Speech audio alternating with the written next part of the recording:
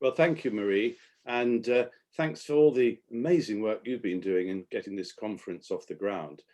And welcome everyone, and in such enormous numbers. Marie thought 500 would be enough for this conference. I said 700, and of course, we've surpassed even that. When I came to do this recording, my daughter said, "Why are you wearing a tie and a suit? You don't do that for recordings these days."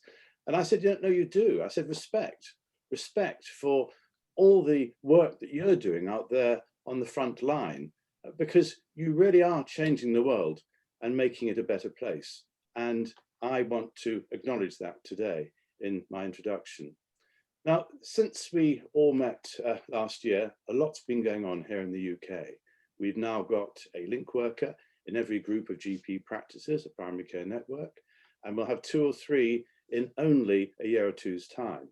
And that's not to mention the link workers that are also working in the VCSE sector and also in the local authorities. So we now have a large army of talented and enthusiastic link workers, and we must all make sure that they are properly supported and encouraged to do their very valuable work. The other issue that is a big one here in the UK is the question of the voluntary sector and the enormous financial changes that it is meeting, especially during COVID. And we hope that the Thriving Communities Fund of the new National Academy for Social Prescription will be able to address that.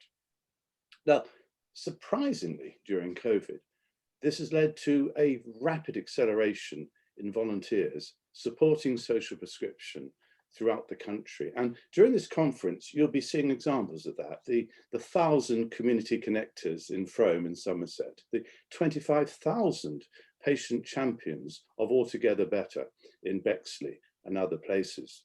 Because social prescription is not only about challenging the inequalities of those who most need it, it's also about changing medical perception. It's also about making sure that the whole community can take advantage of these new interventions that go beyond simple pills and procedures.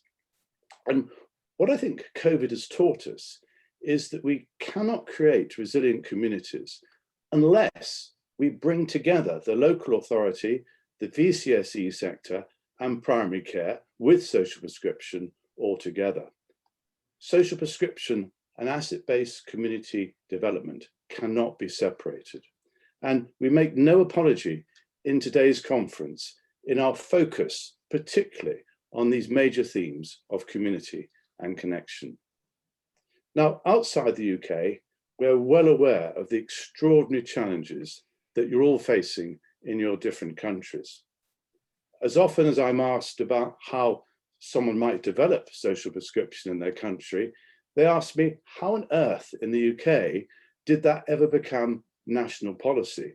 And how will we ever get national funding to support our interpretation of social prescription?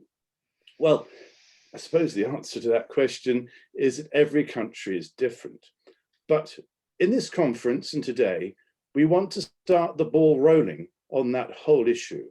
And we want to be able in future to support colleagues in other countries with the very many challenges that you face.